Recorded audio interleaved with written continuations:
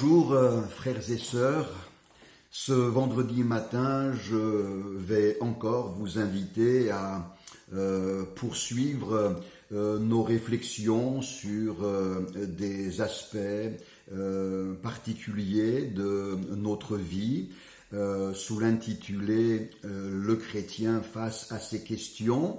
Ce matin, le thème que je vous propose est le suivant. L'enfant de Dieu et la gestion de son corps. Nous sommes surpris en lisant l'Écriture, la Bible, de voir que Dieu accorde de l'importance à notre corps, à la santé, et qu'il prend soin. En fait, Dieu prend soin de l'être humain dans sa globalité, esprit, âme et corps. Nous bénéficions de la bonté du Seigneur et de sa grâce. Je vous lis simplement ce texte que l'on trouve dans la première lettre de Paul aux Corinthiens, au chapitre 6, premièrement ce verset 13 qui dit « Le corps n'est pas pour l'impudicité, il est pour le Seigneur, et le Seigneur est pour le corps. » Et dans le même chapitre, les versets 19 et 20 qui sont magnifiques, « Ne savez-vous pas que votre corps est le temple du Saint-Esprit qui est en vous, que vous avez reçu de Dieu, et que vous ne vous appartenez plus à vous-même, car vous avez été rachetés à un grand prix. Glorifiez donc Dieu dans votre corps et dans votre esprit qui appartiennent à Dieu. » Notre esprit appartient à Dieu, mais notre corps également. Je comprends donc, et c'est merveilleux, que notre corps participe au salut que Dieu nous offre en Jésus-Christ. Notre corps en bénéficie. Tellement de témoignages dans nos églises d'hommes, de femmes qui ont rencontré le Seigneur Jésus à travers une expérience de guérison, plongés dans des maladies récurrentes, voire même incurables. Un jour, ils ont entendu le beau message de l'Évangile et un miracle s'est passé, la foi est venue et avec la foi d'un enfant, ils se sont saisis de la promesse de Dieu et ils ont vécu une guérison miraculeuse et à travers cette expérience, ils ont découvert que Dieu est plus qu'une religion, c'est un Dieu vivant et qui ne change pas. Hier comme aujourd'hui, Jésus guérit les malades qui se tournent vers lui avec la foi et la simplicité d'un enfant. Notre corps bénéficie du salut que Christ nous offre, la guérison. Sans parler forcément de guérison, je dirais que notre corps bénéficie aussi du renouvellement de ses forces. Dieu veut prendre soin de ton corps, même si tu ne souffres pas d'un mal particulier, dans tes moments d'épuisement, de fatigue, lorsque tu es harassé. Il y a au pied du Seigneur Jésus cette puissance de vie divine qui va renouveler tes forces et tes énergies. La Bible nous donne des témoignages, certains sont absolument miraculeux. dans l'exemple de ce prophète Élie, ça me revient comme cela, Élie qui a été rendu capable de marcher 40 jours et 40 nuits jusqu'à la montagne de Dieu.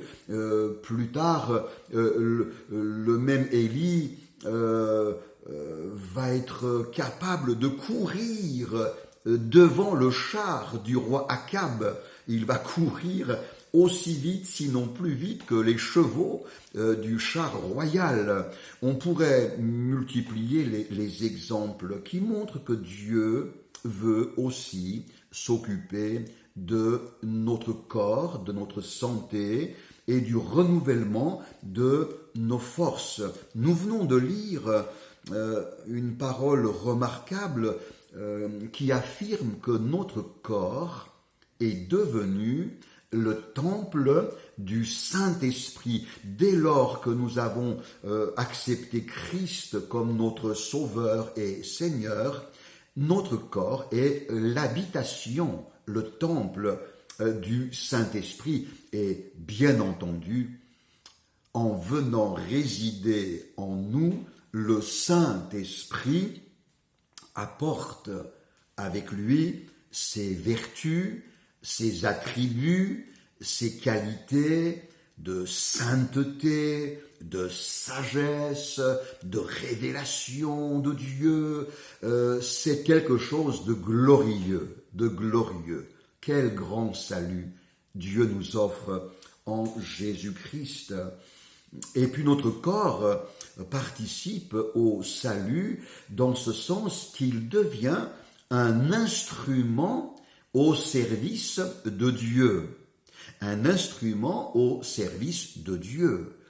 Ceci nous donne de comprendre qu'il nous est nécessaire d'avoir de la sagesse dans la gestion de notre corps.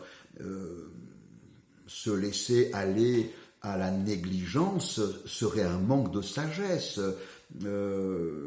Abuser d'activisme, passer des heures nocturnes devant l'écran de notre ordinateur, que sais-je, multiplier une débauche d'énergie qui manquerait d'équilibre serait bien sûr préjudiciable.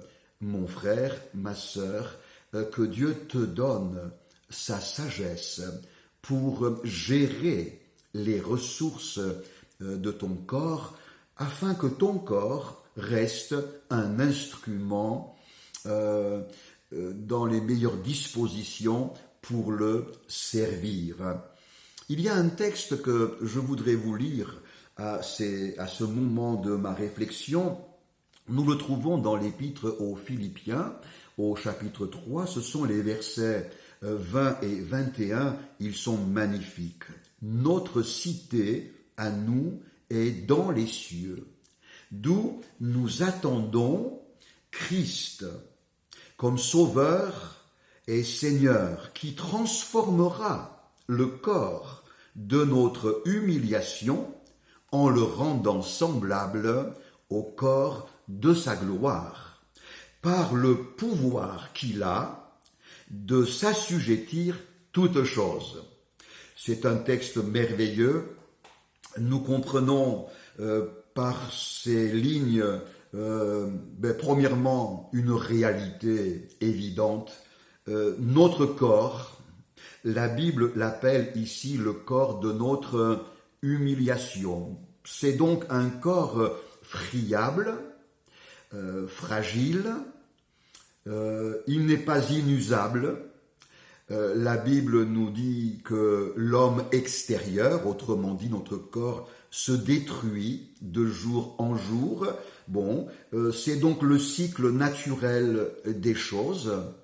Ce corps que le Créateur a conçu et qui était d'une perfection sans faille, à cause du péché, a été brusquement frappé de fragilité, d'infirmité. C'est le corps de notre humiliation.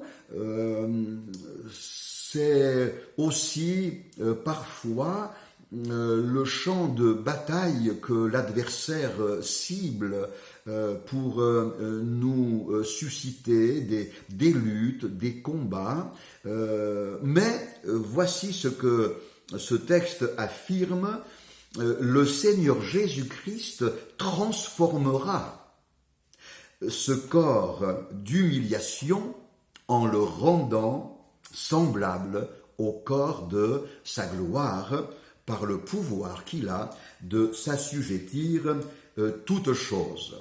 Alors que le Seigneur nous encourage, que nous puissions user de sagesse, mais que nous puissions être aussi conscients que nous sommes appelés à offrir notre corps à Dieu comme un culte raisonnable, et que nous ayons en vue cette espérance réjouissante que notre corps naturel prenant fin un jour, nous hériterons d'un corps céleste, glorieux, ce que la Bible appelle dans cette épître aux Philippiens le corps de sa gloire. Alors qu'aussi longtemps que Dieu nous donnera ce souffle de vie, nous puissions être là, disponibles au service de Dieu. Que Dieu nous bénisse. Et si parmi les auditeurs que vous êtes, certains traversent un temps de maladie, de fatigue extrême, je crois de tout mon cœur que la main du Seigneur se pose maintenant sur vous, vous relève. Soyez bénis, recevez la promesse de Dieu, et que tout votre être, l'esprit, l'âme et le corps, soit puissamment enrichi par la grâce de Dieu. À très bientôt.